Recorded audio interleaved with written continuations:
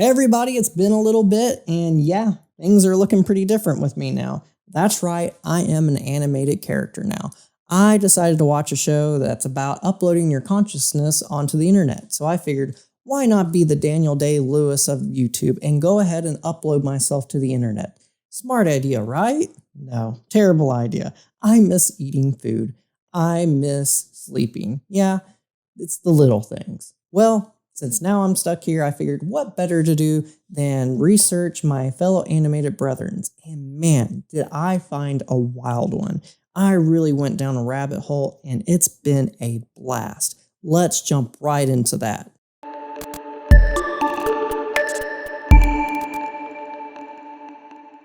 I'm going to be discussing about Starchaser, The Legend of Orin. Yeah, that's right. It was written by Jeffrey Scott and directed by Stephen Hahn. Now, I don't know about you, but I'm a 90s kid, and I never heard of this animated film that was made in the 1980s. Now, don't get me wrong, I've watched plenty of 80s movies, the classics that you expect anybody to have seen. But apparently, the few people that do know about it says it's a B-rated ripoff Star Wars animated movie. And boy howdy, what did I just say? Ignore me. Let's keep going. Let's pretend I never said that. Now, the people who have seen it are right about the film. It totally rips off Star Wars. And I watched the movie thanks to Amazon Prime. For whatever reason, it ended up on my suggested list, and this is the synopsis they gave for the film. Deep within, hold on, let me fix that. Deep within almost got it. Deep within a subterranean mind world, that's better, a tribe of humans forced into a grim life of servitude by their overlord, Zygon. Also a tribe who knows nothing of the surface world or of hope, until a brave young boy named Orin discovers a sword with mysterious powers that only he can unlock. After escaping the mind world with his weapon, Orin teams with rogue smuggler Dag, a beautiful princess, and some trusty robots on an intergalactic mission to free his enslaved people and defeat the evil Zygon. So let's do a quick checklist. A young chosen one, a gruff and tough smuggler, a princess, a couple of robots to help along the way, and wouldn't you know it, an evil overlord. Totally nothing like Star Wars, right? Right? Well, I also want to clarify. It is so much more than just a ripoff. Like really, obviously it took a lot of ideas from Star Wars, do not get me wrong, but it really had some interesting concepts, some neat character designs, and fantastic background artwork, I'm telling you. In fact, most people who have talked about the film did say they enjoyed the film when they first saw it in theaters back in 1985 as the very first 3D animated feature film. The movie was very ambitious for its time, especially considering the hefty price tag they were left with when they were finished. They ended up having to spend about $15 million to produce, and a lot of that was made up from Stephen Hahn, the director of course, and an indie company known as the Atlantic Releasing Corporation. They actually went through a Chapter 11 bankruptcy 2 months after the release of Starchaser. Creed Bratton has never declared bankruptcy. When Creed Bratton gets in trouble, he transfers his debt to William Charles Schneider. And Hahn stated in an interview that he spent $5 million of his own money to help continue the production of the film. However, the movie went on to only make $3.3 million in the box office. This was the same year that Disney had their biggest flop yet with Black Cauldron, a movie that was originally being worked on by legendary animated filmmaker Don Bluth, the man known for making Secret of Nymph, American Tail, and many other great or not so great animated films. He was originally working on the film back in 1979, but Disney kept delaying the film. Don got tired of his chain being jerked around, so he quit and took 13 colleagues with him. In the wake of his departure, the department was staffed by a few of the old guard and a group of untested recent CalArt grads. Some of these names might be familiar to you, such as John Lasseter and Tim Burton among the group. There's plenty that could be definitely said about that film, and even though it was a box office failure, it was a very underrated film and a very dark film for Disney. Starchaser definitely had some dark aspects to it as well. Wait until I talk about the mandroids. Man, those things were creepy and cool at the same time. But one of the other most interesting aspects to Starchaser at the time was that it was made in 3D, with some 3D animation that was not something big studios were doing at the time at all, with the exception of Tron using some 3D animation in their live action film. Pre-production and post-production for Starchaser were done here in the United States, and some key scenes in animation were done here as well. But most of it was animated in Korea at Stephen Hahn's own studio known as Mihan Studios. And to make it 3D, as in, well, the 3D where you wear the glasses, it gets kind of confusing. They did 3D animation and they did 3D film, so I'm trying to differentiate the two. But to essentially make it to where it's the 3D where you're wearing the glasses, they had to make a 35 millimeter frame that was split horizontally, and they had to have the same movie on both halves, just slightly different from each other. They would constantly ship the footage back and forth from the United States and Korea. It was very difficult because they had to animate a shot in Korea and then send it over to the United States. And Steve would view it in their screening room in 3D. And well, apparently sometimes it worked correctly and then sometimes it didn't. So they would have to ask them to redo it, and the process would continue like this twice for each shot. You see, this movie originally was only planned to be done over a 6-month period. It ended up taking them 4 years to make this movie. And a quote for Stephen Hahn regarding why he decided to make the film in 3D, this is what he had to say.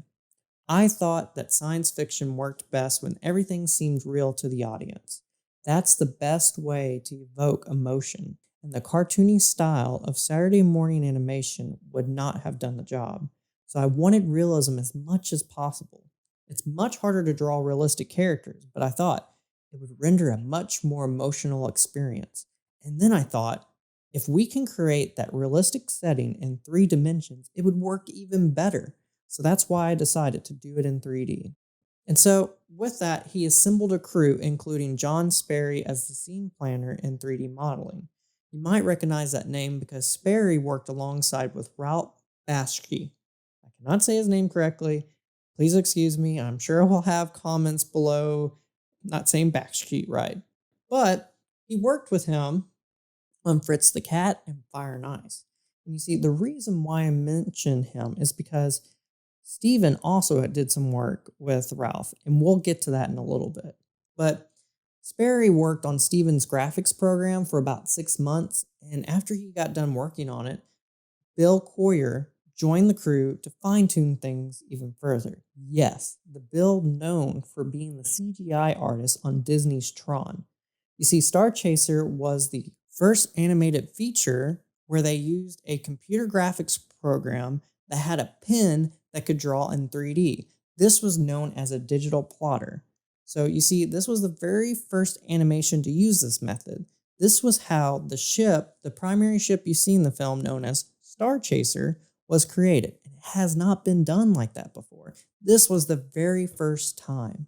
And when they finally finished Starchaser, none other than Roy Disney asked Han to bring the film to his screening room just so that way he could see it. And even though he knew the mechanics of animation, obviously, he said, "How did you do this?" And that's when finally Han realized why Disney didn't make 3D animation. Because it was so difficult. As Han would put it, only crazy people would do this. There's so much about the creators of this movie. It's wild. I'm telling you, I had to do my research because there's not a subreddit for the movie. There's very few reviews about the film on YouTube, and if they are on there, they're very surface level. No offense, no one asked them to do deep research. They were just doing what you would expect out of a review. No one asked those guys to go down a rabbit hole like I did. They probably did something worthwhile with that time, to be honest. like breathe air, drink water. Man, I really miss that. You don't breathe inside a computer. I'm just a bunch of zeros and ones. I don't even know how my diaphragm works, people. Eh. Anyways, let's get back on track. I think I should tackle the backstory of the director first because it's very hard to find info on Stephen Hahn.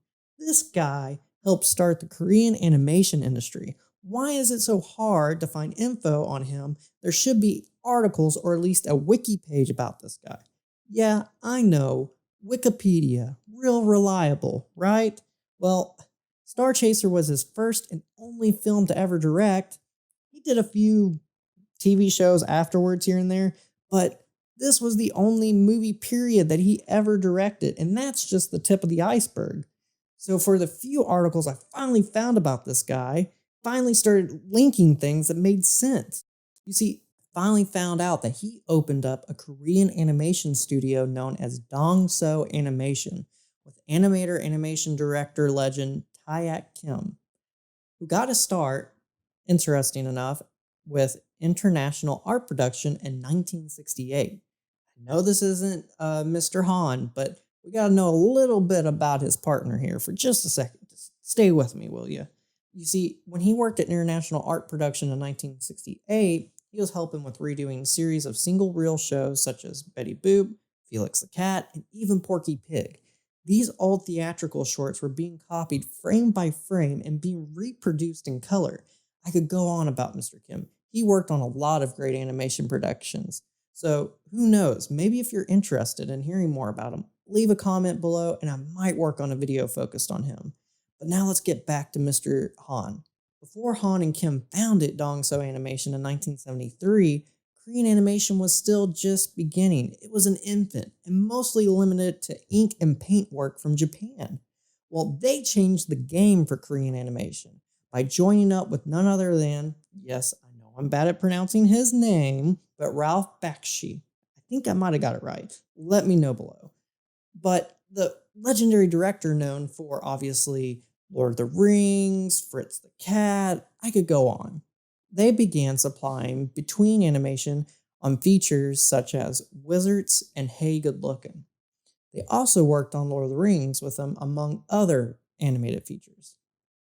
Even though the company worked along with the likes of Ralph and actually Hanna-Barbera, they never got credited for any of their works in the early years. You see, the issue was the Korean animation industry was a bit rough and tumble. The Korean business culture was not always well understood by the Westerners, and in turn, Korean producers did not always understand their Western clients. Steve Hahn, on the other hand, came to be seen by many as the epitome of tough Korean producers. Hahn's style was more direct and confrontational than other studios in the region, such as those in Taiwan or in Japan, where saving face and avoidance of open conflict was a more natural way of dealing with problems.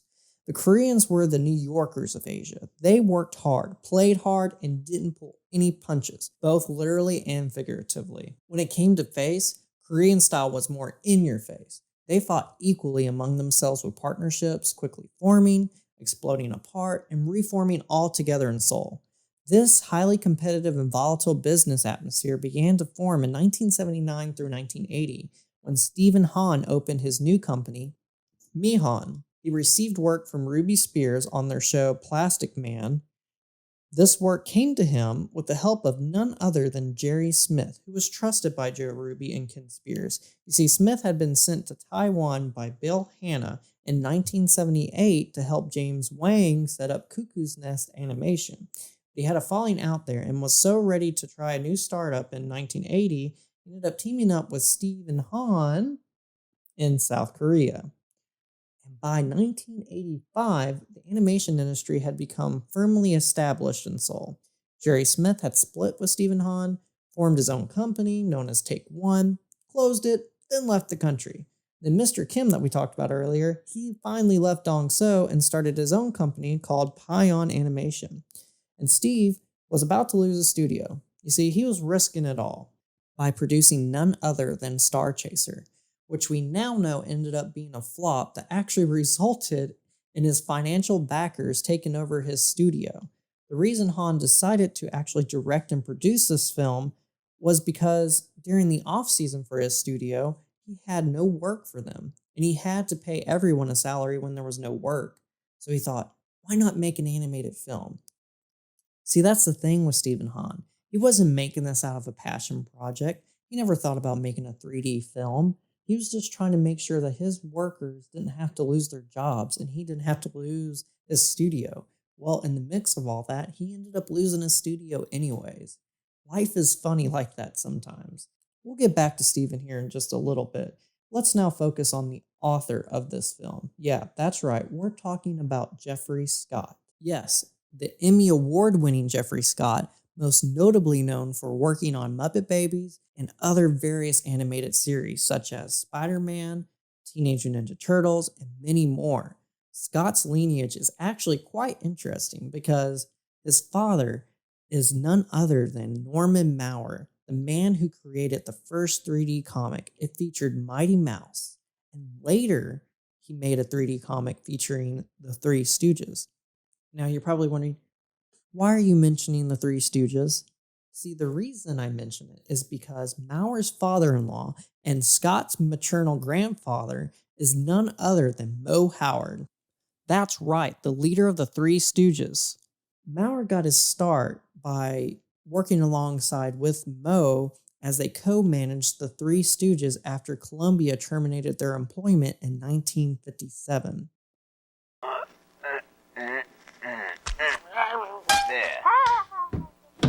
Take it easy, Mo. He don't have health insurance. Take that, you, Jotterhead? thanks for nothing. Ha ha. That was my paralyzed side. Oh, stroke victim, eh? Please, Mo, I don't want to do this no more. After his time working alongside with the Three Stooges, Maurer actually ended up being associated with none other than Hanna-Barbera. You see, he actually started working on as a writer for their new Scooby-Doo movies, Speed Buggy, the Scooby-Doo Dynamite Hour, and season 1 of the Richie Rich Show. After working on those projects, he was actually in charge of working on the Hanna-Barbera cartoon, the all-new Super Friends Hour, and he is credited as being the creator of the characters, the Wonder Twins. So, life is funny like that. Scott would have had no idea that he would end up being the guy writing for the very first 3D animated feature film. So with knowing all of that information, the reason Steven contacted Jeffrey was because they actually worked on a couple of projects in the past together, and he told Jeffrey he wanted to make an animated feature and he wanted to do a science fiction one because Star Wars just exploded the market. Everybody was doing sci-fi, and well, Scott actually, interesting enough, had always wanted to make a realistic animated film. Well, with that, he wanted to make sure it was something that was combined with an adult story with animation. So he came up with the concept for Escape to the Stars, later known as Starchaser. You see, Starchaser was not a spec script. He wasn't looking around trying to sell it to other studios. Scott wrote it specifically for Han. At this point, Scott was already a successful television animation writer, and Han had produced some of the series that he wrote for. They worked together at ABC, CBS, and NBC. So they already had a strong relationship with each other. Once Scott finally started working on the script, he said that the biggest challenge he ran into for writing was formatting. This was the early days of computer printers. If you were around during those days, you'd know that they had dot matrix models, and this new daisy wheel machines came out. See, the daisy wheel spun around and they would slap, slap, slap. This is how Scott put it. And once it slap, slap, slap, it would slap, slap, slap the words on the paper. That's how he put it. But back then, Scott stated he had a Xerox computer, which was basically just a word processor. It was the size of a small fridge. It had what's known as proportional spacing, which compresses everything to fit the page. So he wrote the screenplay in proportional spacing. You might not already know this, but each page of a screenplay equals to approximately 1 minute on screen. Well, that goes right out the window with proportional spacing. So the draft he wrote was 135 pages, which already would have been 2 hours and 15 minutes for a movie. But since it was written in a proportional space, it was even longer than that. None of them had noticed until Steven put it into production and had it storyboarded. That's when they realized how massive it was. But when they broke it down scene by scene, it was huge. They had to cut it down. Scott, even though he wrote everything, a lot of times writers sometimes like to stick along to see how the script's going so they can script doctor it. But because he left that up to Steven and the storyboard artist, the good thing was he had written so much you could lift the whole scenes and not change things too drastically. It's a very episodic film, so if you just remove some episodes, it still works. For instance, there was a scene where Oren was in a bar and he was playing three-dimensional pool and the balls would be flying around all over the place. It would have been a fun scene in 3D, I guess, back in those days, but it had nothing to do with the plot. So they had to cut it, and it's actually very easy to find his original script. It shows up very easily when you search it on Google. So as you can see, the production of this film was definitely an interesting one. It was supposed to be just a small project to keep a production company busy during its off-season, but turned into a big production that failed to reach an audience during its days. But not all hope is lost, apparently. So a studio is working on a live-action version of the film. And as far as Han and Scott are concerned, they ended up working on many other projects after the film, and actually, they have a production company together. Apparently, the production company is working on 2 3D films, one that is themed around Christmas and another one that is a teen comedy, and as they put it, has a fresh twist on a superhero genre. This was found on their company website. They also put that both features budgets apparently will cost about $30 million, and they have half the budget for both, but are seeking equity partners to help. And all I gotta say about all that is, hopefully this time Han learned his lesson from Starchaser and makes sure he has the money to make his next projects a success.